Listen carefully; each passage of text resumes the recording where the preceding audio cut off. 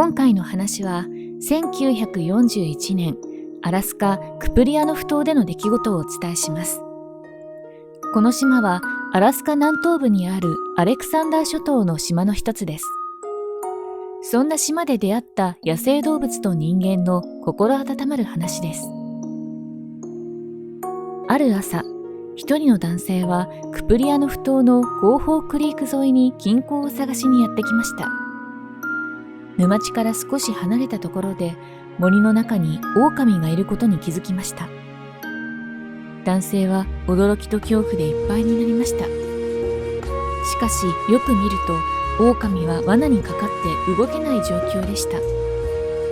狼は男性が近づくと怯えながら後ずさりしました。ところが男性はあることに気づきました。それはこの狼はメスで授乳中であることが分かったのです。狼のその姿から罠にかかってしまったのは数日前だったようです。つまり彼女の子供たちはおそらくまだ生きていて、この近くでお腹を空かせて母親が戻ってくるのを待っているのではないかと男性は思いました。しかし狼に近づけば攻撃的になるため近づくことができません。そこで男性は子供たちを探すことにしました。幸いなことに狼の足跡が雪の上に残っていることを発見しました。男性はその足跡をたどり森の中を歩き始めました。岩だらけの坂道をしばらく登っていくと茂みの中に狼の巣穴を見つけたのです。子供たちが無事でいることを願った男性、そして巣穴を覗いてみると4匹の子供たちがいました。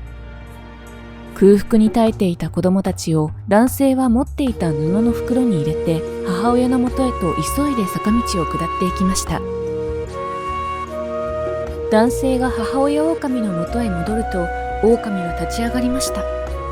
子供たちの匂いが分かったのか泣き始めたといいます。子供たちを袋の中から出すと母親のもとへ一目散に駆け寄りました。そしてむさぶるように母乳を飲み始めました。きっと空腹だったのでしょう。子供たちが母親と再会できたことでひとまず安心しましたが、まだ問題があります。母親狼は明らかに苦しんでいました。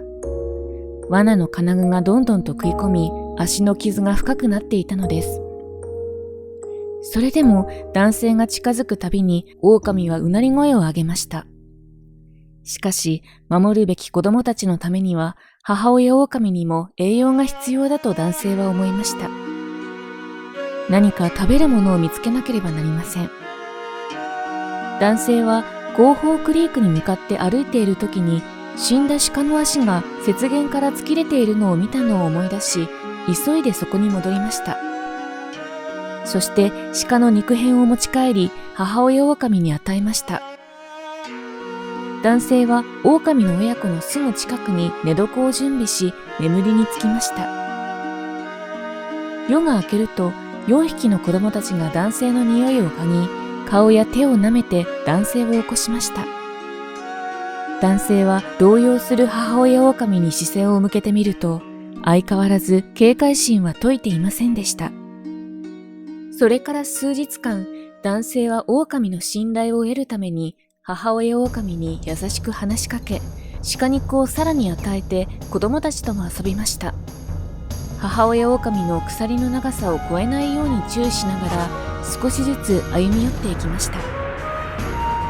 それから5日が経った夕暮れ時、鹿肉を与えるために夕食ですと男性は静かに言いながら母親狼に近づきました。すると突然子供たちが男性に近づいてきました。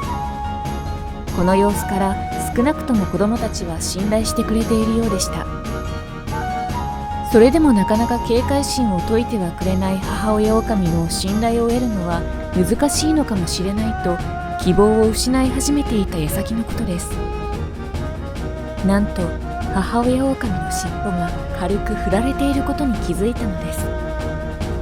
母親狼はようやく警戒心が少しずつ薄れているようでした。夜明けに子供たちの授乳の音で目を覚ました男性。ミルクを飲む子供たちに近づき、そっと身を乗り出して子供たちの体を撫でました。母親狼に男性は、おはよう、友よ、と優しく言いました。そして、狼の負傷した足にゆっくりと手を置きました。彼女はひるみましたが、威嚇の声は上げず、穏やかな目で男性を見ていたそうです。罠の鋼鉄2本の足の指だけを閉じ込めていたのが分かりました。男性は全力で金具を広げると、母親狼は罠から解放されました。母親狼はこのまま子供たちを連れて森の中に消えてしまうのではないかと思いましたが、母親狼は怪我をした足を引きずりながら男性に歩み寄ってきました。そしてゆっくりと男性の手と腕を嗅ぎました。すると母親狼は男性の指を舐め始めました。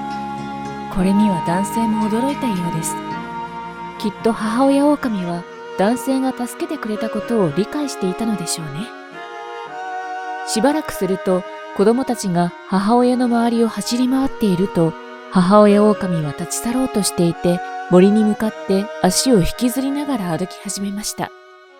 狼の家族との別れの時が来たと感じた男性は、もう少し一緒にいたいという気持ちもあり、寂しい思いを押し切り、荷物をまとめてその場を離れることにしました。数百メートル歩き、振り返ると、狼の家族は男性の方を見ていたといいます。男性は狼の家族に手を振ると、同時に母親狼は遠吠えをしたそうです。さようなら、助けてくれてありがとう、と言っているかのように。それから4年後、男性は再びコーホークリークに行くことになりました。それは1945年の秋でした。男性は4年前の出来事を思い出しながらクプレアノフ山を登り、最後に狼の家族と別れた牧草地へと歩いていたそうです。その時です。遥か彼方に黒いシルエットがゆっくりと男性の方へと動いているのが見えました。草原を横切ると狼の群れに囲まれていることに気づきました。その瞬間、恐怖に怯えましたが、その姿は不思議なことに懐かしさを感じました。その狼はなんと4年前に罠にかかっていたあのメスの狼だったのです。狼はあと数メートルのところで立ち止まり、ケムクジャラの尻尾をわずかに揺らしました。そして森の中へと去っていきました。他の狼たちも後について姿を消していきました。この狼の群れはあの時の狼の親子だったのでしょう。その後、男性は狼の家族の姿を見ることはありませんでした。罠にかかり、傷つき、動くことができなかった狼に対して行動した男性の行動はとても勇敢ですね。狼は怖いというイメージが強い動物です。そんな狼が罠にかかって動けずにいるのを発見したからといって、なかなか男性のような行動は簡単にはできないですね。男性は子供たちの命も救ったのですから、その優しさはきっと狼にも伝わったのでしょう。だからこそ4年の月日を経ても男性のことを覚えていたのかもしれないですね。最後までご視聴いただきありがとうございました。